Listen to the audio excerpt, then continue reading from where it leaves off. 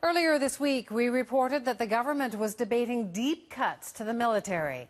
Today, the Defence Department backed away from a $2 billion purchase. Canada's top soldier says it won't buy new armoured vehicles, but he says it's not related to the budget. Tom Parry reports. Through years of fighting in Afghanistan, Canadian soldiers faced a constant threat of roadside bombs. So the military went looking for a new combat vehicle, stronger and heavier than its workhorse, the LAV. Today, those plans were scrapped.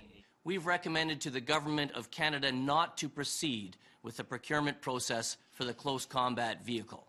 The move will save $2 billion, but commanders say this is not a budgetary decision, that new vehicles just aren't needed when the existing fleet of LAVs can be upgraded. In the future, with the LAV upgrade, we will have, in terms of protection, the same level of protection that the CCV would have provided, hence the reason why the CCV is considered no longer essential. Andrew Leslie was head of the Army when the plan for new vehicles was announced and now works for the federal Liberals. He finds it hard to believe the Chief of Defence Staff's argument that today's decision isn't simply about saving money. Of course it is. Of course it is. If he can find a cheaper way to get it done, that by definition is a budgetary decision. Leslie would also like proof to back up the claim beefed-up LAVs will protect soldiers just as well as new armoured vehicles. He's saying that it's got the exact same degree of protection as the 3 competitors in the CCV program. I don't doubt that. I just kind of want to see the facts, as I'm sure many Canadians do.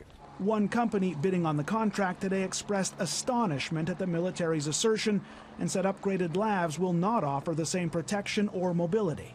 We've got a lot of confusion here between the government and the military. I think they're putting the military out now to take the blame for the mismanagement by the government. There is an argument Canada doesn't need new armoured vehicles with its mission in Afghanistan all but over. Critics say the government should have figured that out before they spent time and money on a project now headed for the scrap heap. Tom Parry, CBC News, Ottawa.